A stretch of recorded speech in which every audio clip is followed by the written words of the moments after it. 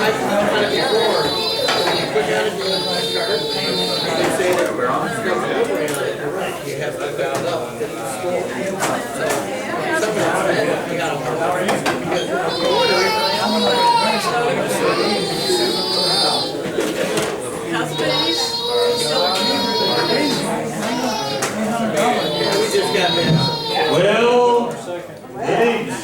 good evening.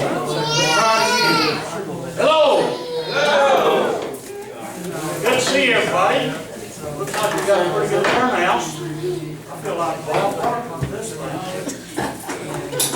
Days myself somebody holding the mic.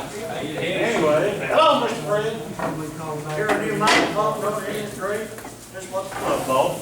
We've been having a problem in the past having meetings, you know, to hear people. So hopefully everybody can hear well. Too loud. Like when we cut it off where you can't hear me. Well, it's time to get our meeting started. Kay's always got us a fun-filled, exciting evening planned. I'm sure about a third of you probably rather run home and see what the hockey score is.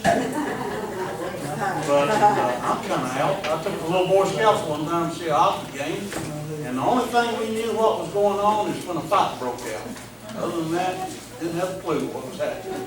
But I'm glad. Well, you knew there was throwing catfish over there, didn't you? That I can get into. Yeah. But anyway, well, I guess it's time to get started. Let's see. You want to read the old minutes? Would you like the microphone? Would you like to hold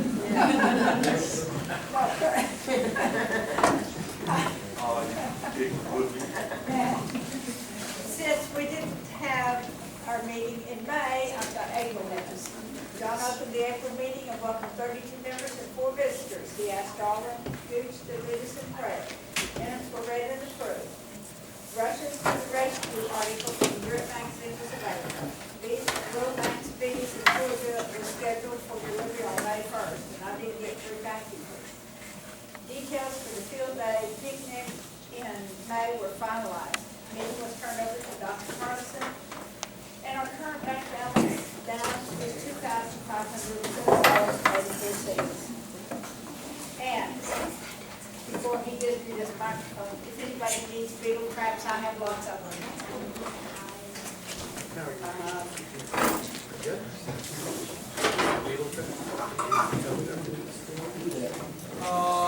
I guess we failed to have an opening prayer. Mr. Hamilton, would you like to have an opening prayer and then let's do it for later on? Will you bow with me? Dear Heavenly Father, we thank you for letting us join here tonight to learn more about some of your creatures. We hope that we'll listen attentively and we'll all learn, all learn home safely. Give us our safety. In Jesus' name we pray. Amen. I guess new business. Anybody got any new business you'd like to bring in front of anybody right now? Tell you a quick story. I had 3 different people call and ask, and the one boy that came by the house, a nice kid came by last year, he asked, could he have a consult? I said, huh? Anyway, he asked a gas question, he was a nice guy, and he lived. He came stopped by again, hadn't seen him now in 5-6 months, doesn't come to the meetings as much, and he asked, would I please come and go look at his bees? And I said, sure, you want to drive me? I didn't feel like driving out there. I said, I'll be glad to ride out there with you. Boy, I bought 2 packages last year and bought 2 nooks. And we looked in their bees, and out of those 6 boxes, they've got 2 live. And I found out, I think they just absolutely killed their bees with kindness. And by saying with kindness, he's afraid to look down his bees, afraid to roll the queen. So if you just got bees and you haven't looked at them, and I don't mean driving down by the bypass and look over at them, if you haven't look down in that box and saw what you got, you're most likely killing your bees. Because what they've done is they kept feeding them sugar water. Being kind to them, right? Feed them sugar water. Feed them sugar water. Go out there and dump sugar water in the salt, and as close as they got to watching their bees.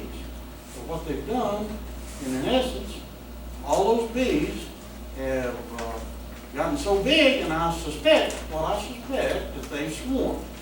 Half those bees have left off.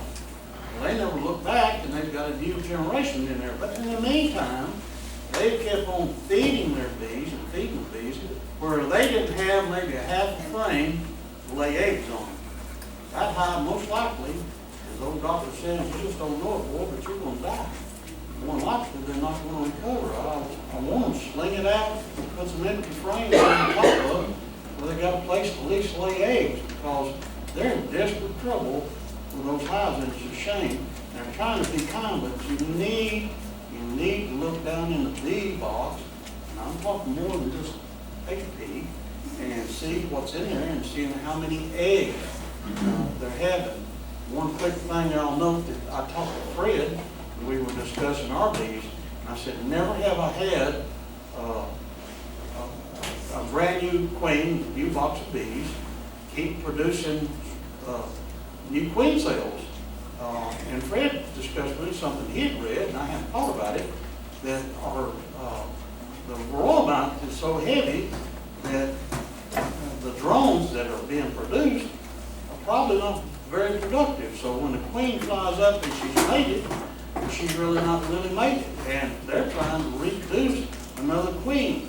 So, I mean, if you don't look down your box and can't see that you're having any brood or any eggs, you know, like that poor box of bees, it had a handful of bees, eggs, but that was it.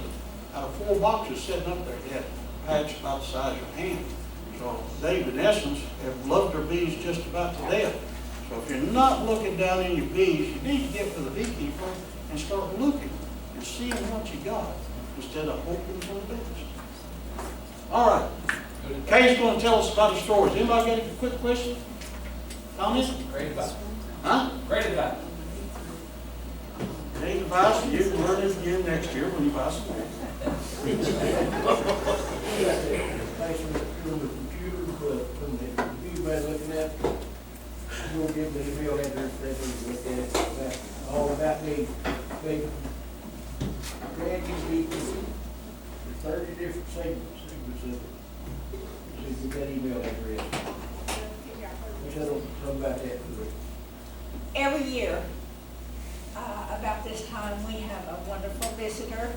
She comes and she invites us to come to Chattanooga and work at the honey harvest. And I'd like to at this time introduce Amanda Ward from the Creative Museum in Chattanooga.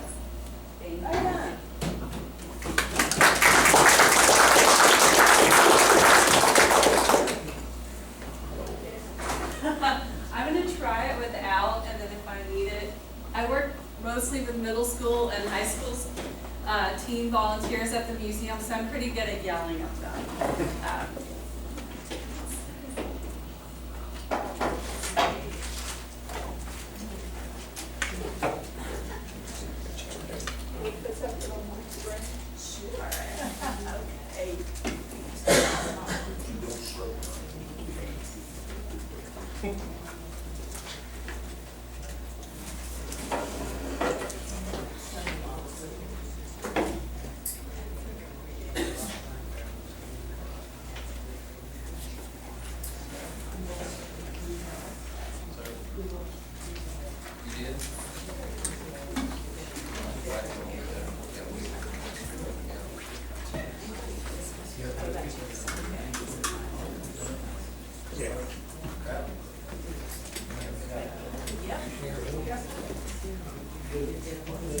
I guess I need to. There. Okay. Can everybody hear me okay, or do I need the microphone? Okay, all right. I got a question though, real quick. We record this and we put it on our website. Can we hear her on her speaker? Yeah. We can still hear her. She's loud. Okay. You're good. I'm good. I'm Amanda Ward. I'm the volunteer manager at the Creative Discovery Museum in Chattanooga. I've been there 6.5 years now. And Kay's right, about every time this year I call and say, hey, Kay, can I come to your June meeting? And this year myself, along with 2 of my coworkers, we are visiting 7 beekeeping associations in the area.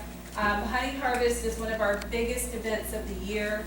We'll average between 1,200 to 1,800 guests per day of honey harvest at the museum. So we have guests coming from all over the area, from Atlanta, from Birmingham, throughout the Tennessee Valley. So it's a really big deal at the museum. But we can't do it without your help. And so what we are looking for, we need beekeepers to come and volunteer and help us with the event. Our staff know a little bit about honeybees, but our beekeepers are what really make the event special. And I have to say that it's a real privilege every year to visit all the beekeeping associations in the area and to work with our beekeepers. Some of them have been volunteering with us for years and years. I know Dina and Eugene came last year. It looks like your family's getting ready to expand this year. And they had awesome shirts that you had made last year. It's a great time at Honey Harvest. So let's just go over a few of the details, and then if you have any questions, just raise your hand or yell out. So this year, Honey Harvest is always the last weekend in July, and this year that's the July 29th and July 30th, so it's a Saturday and Sunday. The event is open to the public from 12 to 4, and it's a free event with a paid museum admission. So we ask our beekeepers to come from 11 to 4:30, and at 11 o'clock, number one, that ensures that you're going to find parking, because I know if you've ever been in downtown Chattanooga, you know parking is not easiest, especially where the museum is located. So that ensures our beekeepers who are coming to work with us have parking. Also gives us time to get you trained and go over all the activities, and then we eat, right? That's the most important thing. We eat lunch, and it's time to socialize and get to know beekeepers from other associations as well. And then the museum, we're right in the heart of downtown Chattanooga. How many of you have been to our museum? Okay, a few of you have been. So this is our 17th year of doing Honey Harvest, and it's grown every year. Okay. The goal of Honey Harvest is, making lip balm is fun, and tasting all the varieties of honey is a lot of fun. But the real goal is to educate our families and our children that are coming to the museum about the importance of honeybees. We talk a little bit why, struggles that honeybees are facing right now, and why honeybees are so critical to our ecosystem, our food supply. So it is really an educational event with fun activities. So in exchange for volunteering, so we free parking for both days downtown. We also give everybody who volunteers receives a 4-pack of tickets to come back. So you can use them that day. If your family is coming with you, you can give them to someone else. They're good for up to a year after Honey Harvest. And then we provide lunch and refreshments both days. And we're a children's museum. We're all about play, and we have lots of fun. But we learn a lot while we're doing that. So there's my office number, my cell phone number, and my email address. And then I've got stuff to pass out up again too. So here are some pictures of some of the activities that we've done. We always do the honey tasting every year. Typically we'll have 14 varieties of honey, and then we start with the lightest and then work our way to the darkest, and then the kids get to vote on what their favorite type of honey was. And usually orange blossom or clover when we have children voting, they tend to like the lighter colors. New this year, so those of you who volunteered with us in the past and worked on the beeswax collages in the art studio, and that's one of our least favorite activities that I hear from beekeepers. So that if that was your least favorite activity, you can rejoice, it's going away. And this year we're going to try encaustic painting. So that is a type of painting where you use beeswax and resin, and you mix the pigments in with the wax. So we'll definitely have that. We'll have volunteers and staff leading those activities, but we're going to try that this year to change things up. So that's just an example of an encaustic painting. And then probably one of the most popular areas are the lip balm and the soap. So you can see all of our beekeepers helping the kids go through and make their lip balm and soap. So the most challenging thing with the lip balm and the soap is making sure that kids don't swallow it. We had that happen one time, so take hot wax, we don't want to swallow it, but that's why we have lots, you can see we have lots of helpers at that station. One of the most popular areas is the Need a Beekeeper. And you can see this is one of the beekeepers from Tennessee Valley, and he brought some bees to show the kids in an observation hive. But it's a chance as a beekeeper just to be there to answer questions that families and children may have, to kind of demystify honeybees and help them to not be afraid of honeybees, because kids are just naturally curious about what it means to be a beekeeper. You know, what does a beekeeper do? So that's one of the most popular stations for our guests, as well as, this is David Reed.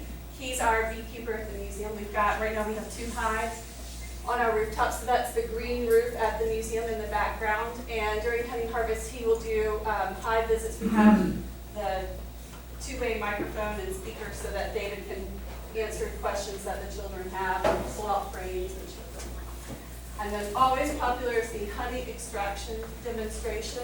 And this year, we always fill up. So this year we're going to move that to the auditorium so that we can have more room for guests to come. Because for most people, they've never watched a honey extraction. They don't know how that works. And so that will be in the auditorium. And we do that several times throughout. Any questions so far? Last year was our first time to do a Welsh honey show, and we're going to do that again this year. So this picture, those are our 2016 winners in the Welsh honey show. There are 13 different categories that you can enter, and so we're accepting entries the Friday evening before honey harvest begins, and then Saturday morning. And I've got information, so if you're interested in participating in the Welsh honey show, I've got the rules and categories and all that. All right, that's it. I'm going to pass around sign-up sheet. If you're interested, please legibly write your name, your email, and phone number, and let me know the days that you're interested in doing. I also have, if you sign up, we have flyers this year that have information, as well as my contact information on the back. And I'm going to apologize to you because I didn't get to write all of this. But the first bullet says training and working with the general public. And I know as beekeepers that you are all very active in your community. You're always doing community events. So I know you know how to work with the general public. I should have said training on working with our activities, but that's okay now. So I'm going to pass this around.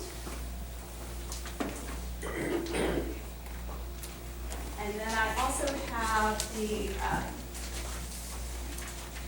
Welsh honey show rules if you're interested in entering the Welsh honey show.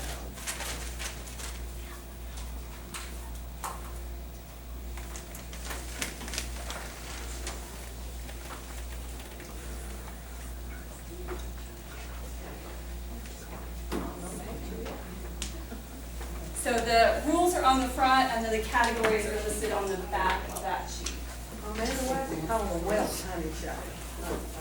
It's just a type of show. It's the from the Welsh Beekeeping Association in Wales. So Randy Rowland from the Chattanooga County Beekeeping Association, he's leading the Welsh honey show. So we're just trying to add another layer to the experience of honey harvest for our guests. They can come in and take a look at the winners. And Thank you so much for letting me come each year. Thank you, Kay. Thank you, Cal.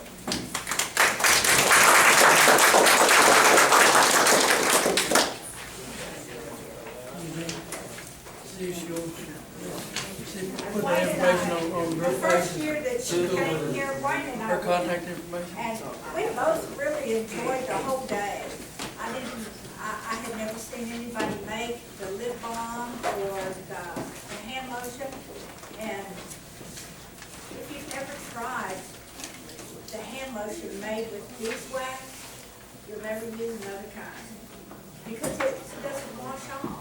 When you know, you put hand lotion on your hands, you go and wash your hands, you wash the hand lotion off, not with the beeswax. It stays on there.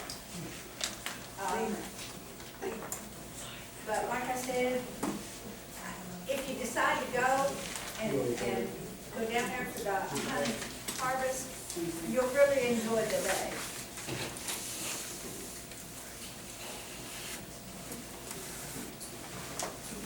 I did. I didn't want to mess up your computer. There we go. All right. While we're getting ready here, I thought I'd take a chance, take a second just to tell you that I run a kind of unscientific survey. Means I called everybody out to find a number to call and see if they were selling honey, and if they're selling honey, I asked everybody what their prices were. So when you take the average of it, and sometimes you have to do a little translation in this, because the difference when you sell an 8-pound, a 1-pound jar or a 3-pound jar, you know, a quart's 3 pounds, and so there's a difference. But when you interpolate all that, anybody have a venture to guess what the average price is throughout the club? $7.50 a pound. How much? $7.50 a pound. 7.5 a pound. The average price that the club members are getting, we're talking about from Wood Vegas to Smithville to the mountain, the average price that people are going to ask for this year is $18.25 a quart. $18.25 a quart. A little over $6. We were last year. Huh? We were last year. Their honey was $30. Well, they ain't got the 2-week season, so. I can imagine it'd be pretty expensive for the lab. So they actually kill all the bees every year. Joe Moffitt said that his kids told him that they've been to the farmer's market everywhere in Murfreesboro. You cannot find a quart anywhere down there under $20. So you can, I'm not suggesting that we all hit this target market, but I'm telling you that now you know if you're too high or you're too low. You can give yours away, that's fine. Nobody cares. If you're going, and I'll get in line if you got something to give away. But if you're going to sell it about what your peers are, then you've got to be around $18 a quart to hit the median. There's some higher, there's some lower. You know, some of the big producers that sell at wholesale, we've got a couple, they can sell a little cheaper in volume where they don't have to, collect and set up and stuff, and I understand that, but that's up for you to decide. I just thought it'd be kind of interesting if I did this for everybody to know. You want this? At our picnic, I had a couple of 3 people ask, why don't we have a meeting and just talk about harvesting your honey? So, it's time to harvest honey. Fred, when do you harvest your honey? When do you harvest your honey? So does I'm able. Okay. Right this spring, I've been pretty weak. Do you do I'm it gonna just- start almost any day. Okay. John, when do you harvest your honey? Right around the 1st of July. Anybody else harvest honey any other time? I already harvested some. I'm sorry, I what? did 300 pounds already. So, Already? We do ours about the 10th of July. Well, Wayne and I do ours about middle of July, but let me tell you why. I don't like sticky. When my kids were little and we would go to the bank and they would give them suckers, I wouldn't give them the suckers because kids tend to pull the wrapper off and hold the sucker in their hand and then they would stick it on the back of my neck. I can't stand sticky. So I told Wayne, I said, we'll do honey once a year. Once a year, that's it. Now, I know that there are some people that do it a couple of times a year. They'll harvest honey in April and they'll harvest honey again in July. So, there's no set time. Nobody says this is when you have to do it. But let's face it, the reason most of us keep bees is so we can have honey. Wayne and I use a lot of honey, so we don't sell a whole lot of honey. But several people, that's all they do, is they make honey. They harvest their honey so they can sell it. It has such a wonderful smell and color, and all the hard work, stings, and expenses all seem worth it when the honey starts to flow. Like I said, there's no set time to harvest your honey, but generally speaking, beekeepers harvest their honey at the conclusion of a substantial nectar flow, when the beehive is filled with cured and capped honey. Remember, capped honey.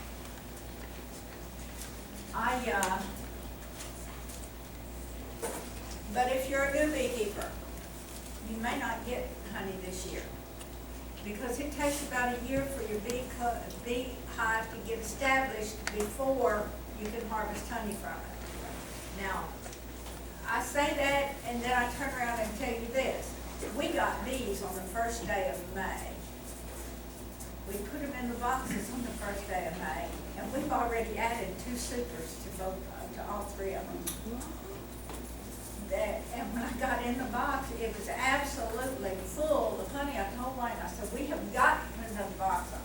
So we put another box on. 2 weeks later, it was running over again. So, just because you got bees this year, don't let me say that you won't get any honey, because you might get honey.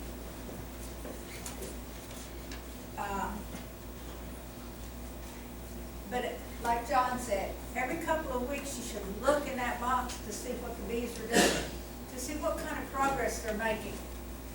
If the frames are 80% full, you need to add another super. Look to see how many frames are filled with capped honey. When a shallow frame contains 80% or more, you can harvest that honey if it's capped.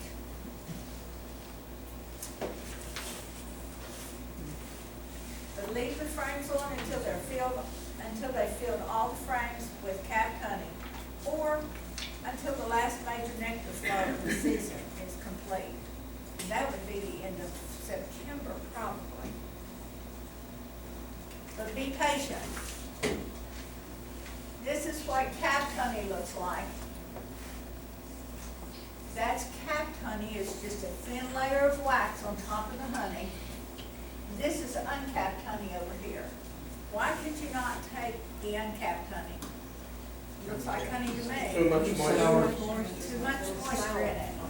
Okay, say you go to the hive and you see some uncapped honey.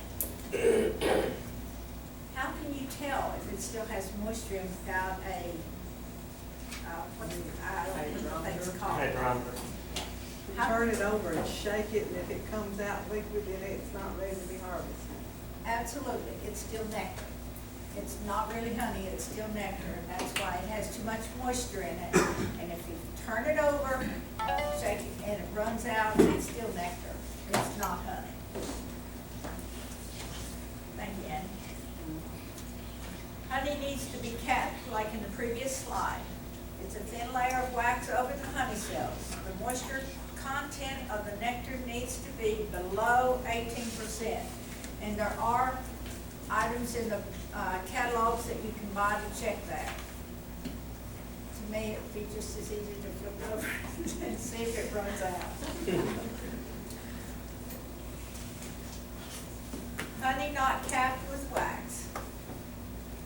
That means it's not ready. To see if it's cured, turn the frame over and give it a gentle shake. If it leaks, then it's not really honey. If by chance you try to bottle that, it may ferment. I know we tell you that honey doesn't spoil, but that's not honey, that's nectar. So, and it could ferment. Be patient, but don't wait too long. Cooler weather comes and bees start to consume their own honey, or they'll move it from a top box down to the bottom box. Either way, you'll lose the honey, so if you wait too long, you may lose it.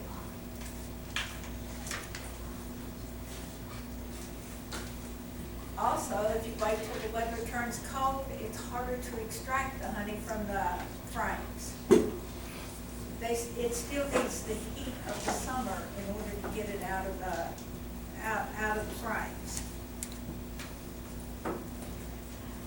And you do a lot of your treatments for pests and diseases after your honey supers are taken off. You don't want to do any treatments for the diseases while the honey supers are on there. Honey treatments should not be used when the honey supers are on the hive. Honey may become crystallized if you wait too long. We did that one year. For some reason, we had a frame that crystallized on us, and you could not get the honey out of it. What'd you do with it? You feed it back Gave it back to the bees and let them clean it up. How do you rob honey from a hive and live to tell about it? Anybody want to venture to tell us how you get the honey out of the frames? How you get the honey out of the boxes away from the bees? I usually take a lid that's not in use and set an empty super on it, and then I'll pull a frame at a time, take a big brush, wipe them off, hastily put it back in the super, then put a lid or a cloth over it, never leave it open except put the frame in. That's the little man's way. So you agitate the bees with the big brush. And the bees Okay, anybody else? Anybody ever use a fume board? A fume board. I used a fume board one time and I told my throw the thing away. I could not stand the smell. I can understand why it drove the bees out. It was awful. So. I say I made one, I'll let somebody borrow It's just a stinking board that you put on there that drives the bees out, but it was awful, so I'll never use that again. Some people use a leaf blower. Yeah.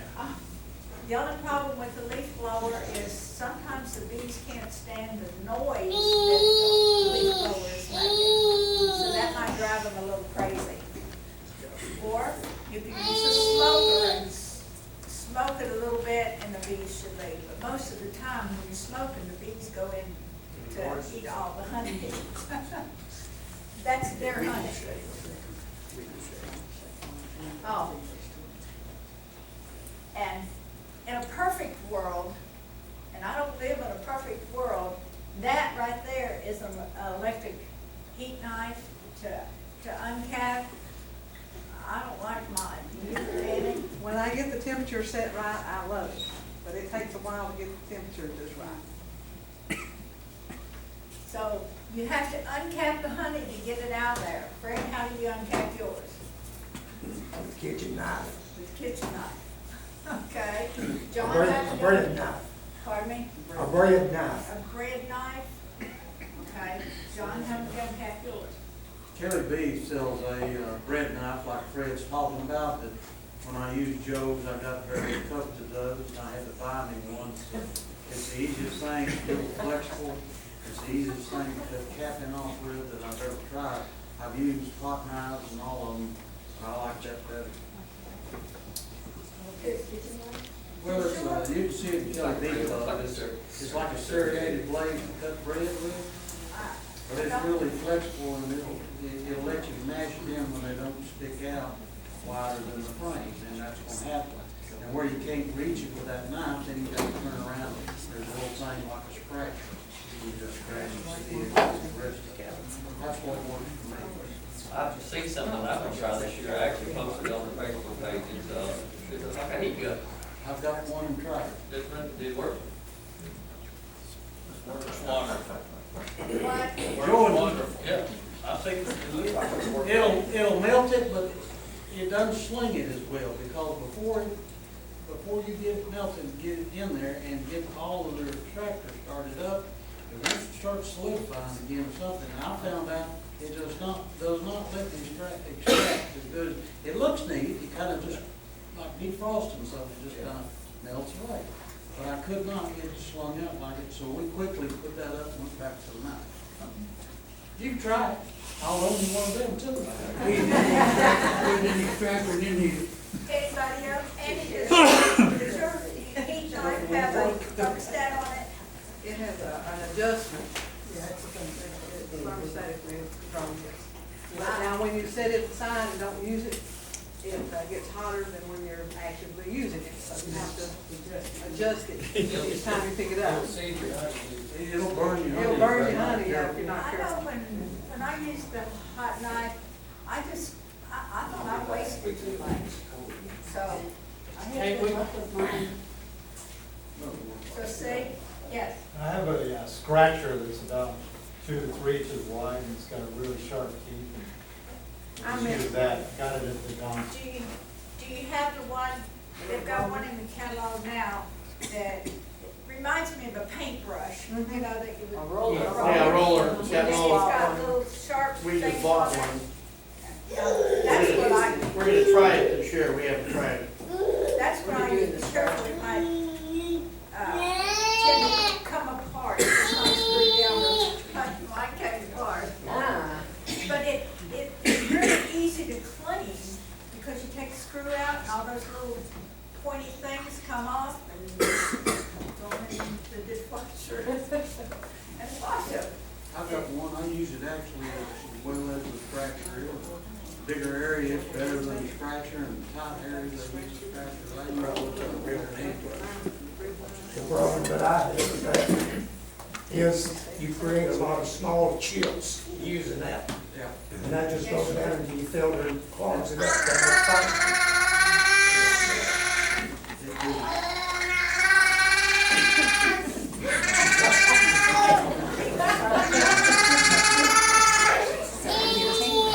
Okay, after you remove the cappings, yes, Yeah, I've got one other thing to add. That frame that we seen in there, that's one of the perfect frames for catching honey. And all the caps that come right off clean. yes. A lot of times the bees do not pull that cone out far enough for them. In a 10-frame box, you can actually put 9 frames in there and give them a little more room, and they will actually pull that cone out further. So that's what we do now. And that way, most of the time, the frames are full enough where you can cap them. Like I said, in a perfect world. In a perfect world. Okay, the honey is slung out, it collects in the bottom of the extractor. You can bottle it just that way, but you're gonna find a lot of legs and wings, That's organic. whatever. Lot of protein, lot of protein. Oh, okay, so if you like protein with your honey, go ahead and bottle it that way. I think we strung ours 1, 2, 3, 4, at least 4 times. Because I don't like all that stuff in mine. I've got a friend though, that she gets mad because I strain it that much. She says, I want it straight from the thing. Fine, just go right on again. I like to get the bee wings out of it, but after that, I sprayed it the one time for that, biggest micron, I don't know, is it 2 or 6? 400 to 600. Yeah, whatever the the biggest one is that you get, that's the only one I use. They got 2, 4, and 6 of And them. that takes the wings and the legs and all that kind of stuff. But the pollen and the rest of it, I like it in there. Yeah. The more you screen it, the more purity you take out of it, right? Yeah, and, but even when I strain mine, because I'm straining it through just a strainer that I use in the kitchen, I have one of those double strainers, and I run it through there, but I also have another strainer I set on top, so it goes through 3 of those. But then when I go to actually bottle it, I go through the 6 millimeter, 6 micron, whatever it is. The only other frame I've got is this one. This is what my uncapping looks like when I'm done. It just looks like a great big mess, and I don't do anything with this. But lots of people will melt this wax. That's just cappings. Your bees will love it. Yes. I don't know, I'll probably give that back to my family. Last year I found out the guy had said that when you cut your capping off, and that's in one of the perfect frames, where you slice it off and you got just a slice of beeswax. The guy told the lady that was whining that her allergies were killing her. He got back on the silly Facebook and said, ask Mr. Singh for some of that wax. Well, what we did was, we saved her a sheet of that, and he told her to cut her up about a piece the size of a piece of bubble gum, chewing gum. And if she'd chew that every morning, it'd help her allergies. Well, I did, and she wants more this year.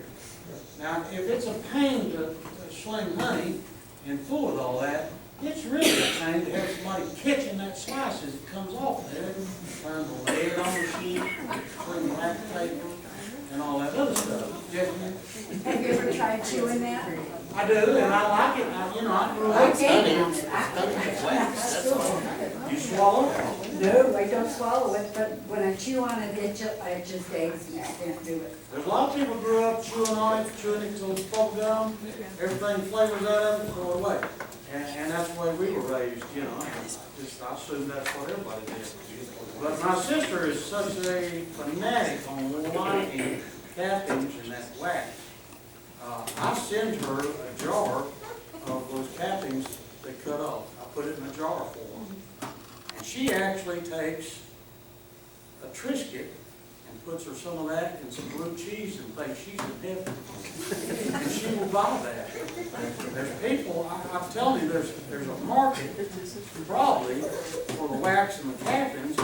Now, you know, when you get to these big boys, like Mr. Ray, he's got a capping extractor. And he puts his cappings, as they come off, they go in the tub like your extractor, but he has a smaller one that the cappings go in it, and it actually is a centrifuge. It slings those cappings, and he says out of his total, which he's got a lot of bees, he gets something like another 5 gallons of honey from that extraction process. Now, just draining it and setting it like this, we get, you know, a gallon or 2. I don't know what we get between Joe and I.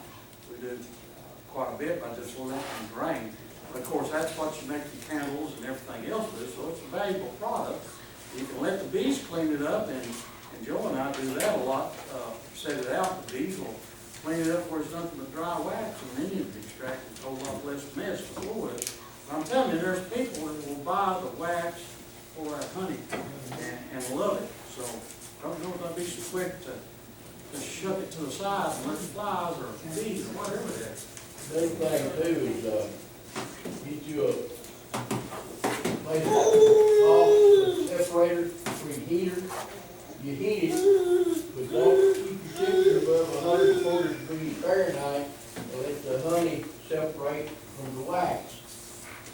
And when it cools down, you pick the wax up and all the honey's right behind it. Now, that's where a lot of people have a problem with. They say you kill your pollen when you eat it to a certain height. Now, people disagree because hive keep honey and the bee, the queen, they keep it what, at 97 degrees. Now, heating it much over that where you could extract it or get it in a jar real quick, somebody more scientific than me would have to tell me if it killed all the pollen qualities on it, but I don't heat it, and I ain't got the money to buy one of those. Old, hot, Scotch pot. Well, these bottling tanks, yeah, these bottling tanks are pretty nice, and I understand the reason behind it, because it's nice to have one source, one place to clean it up, and the mess that we have trying to pour it up out of gallon drums. All right, John, on your comb honey, is there anybody here that does comb honey? I'd like to someday when I get up to big league. Those cabins, anytime you store that comb from extracted honey and so forth, you better be careful of the eggs from the hive bait. You'll put a jar of, you make you up a jar of comb, and you'll go back in 2 days and you've got a jar of worms there. And we don't need people to see that. Well, this boy that had these I was telling you about out here that had been gilded with kindness, he had all those frames of cap Kool-Aid. But in those cappings and in that, there's little crawly things happening. He says, "What's this?" And I says, "It ain't good." It's high beetle larvae, you know. If it's thin like a piece of thread, it's like a 1/4 inch long, high beetle larvae. First one I ever saw was coming out my front porch and it taking a dive over towards the ground. First year I had some, and I what's that? High beetle larvae. You got to have a strong knife to keep them at bay. And like Fred said, if you sell something that's got that in it, that's really embarrassing. I like to have some these Ross rounds. Invest in that. You may do that next year, where you put them in as a frame, and they got little rounds, and you push them out into a plastic box. They got lids. I'm telling you, if you want to develop that market, they sold those little square packages last year in Publix in Nashville, and they got $14 for a comb of wax, cap wax. $14 for a size a little bigger than a deck of cards. Because people down there, if you had never tried it, capped honey is the freshest and the best it ever gets. When you cut that wax off there and taste that honey, that is the very best taste they are. They'll get fresher than that. So actually, the guy that's got the hives out of Utah, slipped me what his name is. But anyway, they sell them, and they got little frames, and they actually push them out, put them in plastic bags. They sell those, and people buy them like they ain't got enough money, and they take those bags and they crush them up and hang them up on a clothespin on a clothes rack and crush them up, and then they punch a hole in it, and they got the freshest, the best honey that they've ever tried. And they're willing to pay a larger amount for that privilege, but you know, sometimes if you think out of the box, you sell a lot more stuff than you can just a jar of honey. And especially if you want to go to Nashville and take that market down there, those people are selling every square a little bit bigger than the size of a deck of cards for $14. Maybe kind of mad I want that more. Maybe someday. What else, Miss Kay? Well, Miss Amanda brought some tickets. How many tickets is in there? There are 4. 4? And we're gonna give them away. If you would like to, try to win these, I'll put numbers in here. I didn't have any other way to do this, so let me find something larger so you can print it. This month's bee culture, of course, has a price in the front of it that gives you the price in all regions. And this is kind of like what I was just talking about. But in our region, Region 2 here, the average price per quart is $15.65 through that area. And that makes no difference, you know, that's what this book says about a drum and all this other stuff. The reason I brought this book is because I don't want any of y'all got this. There's an article in here that says, no lifting, requeening. Anybody seen that? No lifting. As I've had a foot problem come up, and lifting has become somewhat of a problem, I thought about that and I thought, what is that? Well, come to find out, I'd already bought a book. It's called AZ Beekeepers. Anybody seen that? AZ Beekeeping is a method that they've used in Czechoslovakia for like 200 years in the Ukraine. They make houses, and they've got these bee houses where they set out and they're inside of a house. And so what they do is they've got little doors on the back, and they slide these out. They've got a roller, and they slide the frames out. They slide one frame at a time. And that's all they pick up.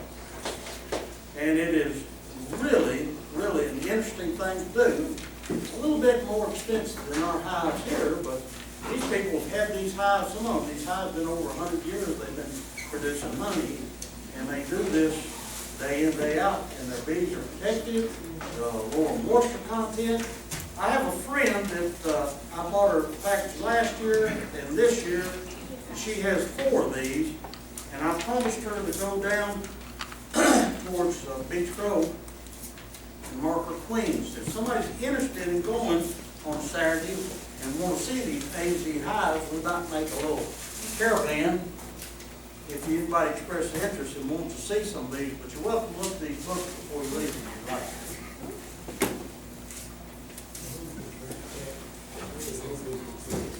Yes, these big offers are free. Okay. If you want to try to win the ticket, just draw a number out of here.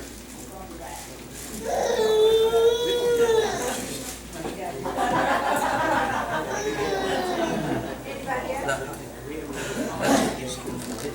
Everybody might not want to win that, but you're good. Anybody else?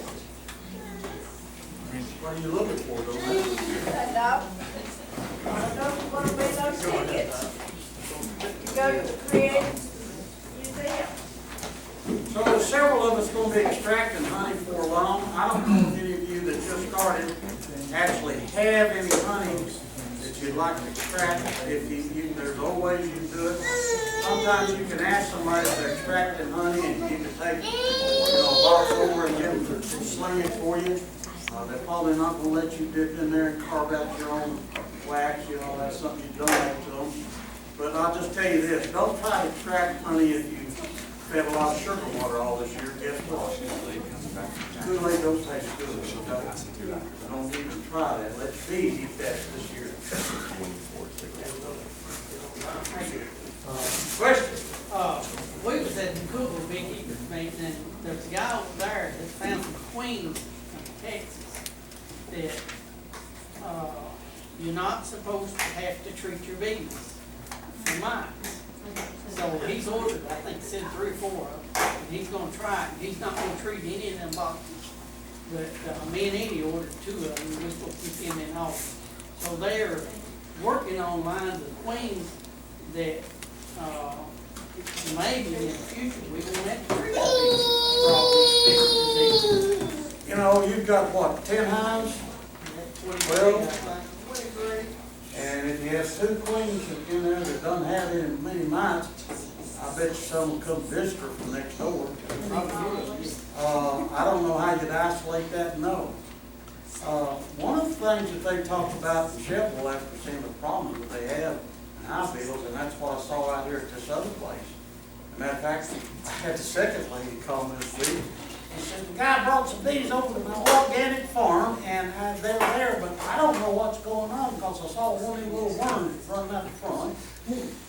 And said, I ain't got a clue what's going on. Could you look at him? I said, are you in the club? No. Well, the guy that's got his bees out here, he's on a mission trip. So I felt sorry. So I went out there, and these spacers that people make that got strings and stuff like that, they had one of them on there. Guess what they did? They put that airflow thing on top of it, and then they put the top board on top of it. So the top box where they're building honey is just socket full, they decided they're going to fill it on up to this. So So they filled it on up halfway across that box with comb and honey and eggs and the biggest mess you ever saw. So you pull the lid off. I mean, you had 4 inches of comb hanging all across that thing. So we had to carve that out for her. And I let the boy that's helped me trying to learn something. And I said, well, Steve, here's your pay today because you take this home to honey home and come home and eat it. And so, anyway, he gained that. But, you know, that people there again, they got new bees and sitting out there at this organic farm and never had looked at them for the last 2 months. Just wonder they had any bees. But anyway, it's amazing things that you find out. But the thing that I noticed about that spacer on top is what the boys in Shovel said. By putting them on top of it, it's like opening a screen door and saying, for every hive beetle in the country, come on in. Because that little screen that you put on there is not big enough to keep them out. And every hive beetle in the country goes in those screen doors and just goes right behind. And you know, you put small screen on it. I don't know what size when they're small. They get big and there's a queen and there's a male. And one's bigger than the other one. How little screen you got, I don't have that size. We have no spacers on all ours. We have spacers on all Air ours. spacer, I used to. I took them off and I ain't found out that they've done any worse or any better. Go to the hardware store and get you a piece of screen for the screen doors. The old screen doors. That'll keep them out? That's a very fine mesh on that. I think it's at least Probably like that. 12 or 14 mesh, Yeah. and that'll keep them out. The ones I made, I had to screen like we put on the bottom board. Does everybody understand what he was talking about in that they had comb in the top of it? Well, what was the reason for that? Probably run out of room. The space. Does everybody, you beekeepers, do you understand what's going on? Well, the sad part about it was if they put the lid on top of the top box, when they finished out filling out here, they would have come across here and filled out some more. But these want to build up, so they go up to the top lid and they stop and go over them. Well, having that extra 4 inches of space, they just filled it up too. They built that comb on top of it, all the way top. Bees will put it where you don't want them to. They don't read the same book. They don't read the road sign. That's the reason why the hives are engineered the way that they are.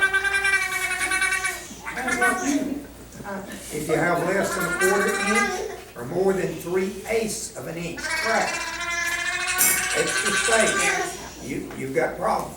Yeah, that's that defined bee space. If you give them more room than that, they'll build it full of comb.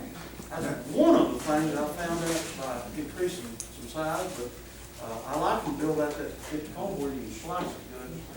That's nice.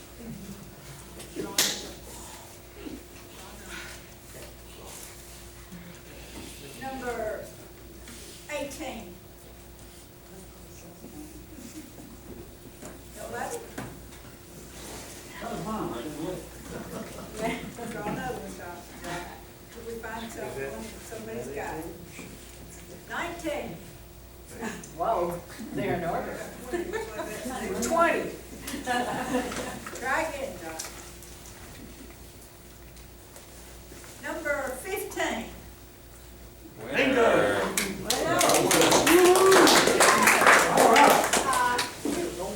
I have high beetle traps if anybody wants to buy them. Everybody don't think you've got trouble with hive beetles, might ought to look.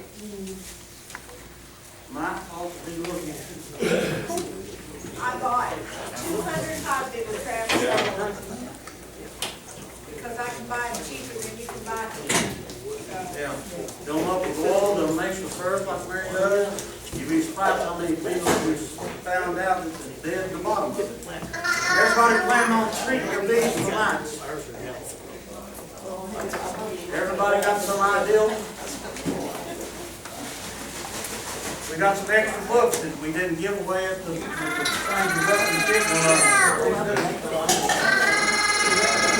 Everybody planning on treating their bees for mites pretty quick after you get home? Yeah, you better talk to somebody about how to treat them. That's easy to do that. You need to be planning on treating as soon soon as you get honey off or after July, if you're not going to, collect honey, you think about it, you need to plan on killing some honey. Is there anybody that hasn't signed in? Did you sign them up? Yes, please. Studied the last 3 years in Utah. Tennessee. To find out if the drugs went up or down. And how much it goes up every year.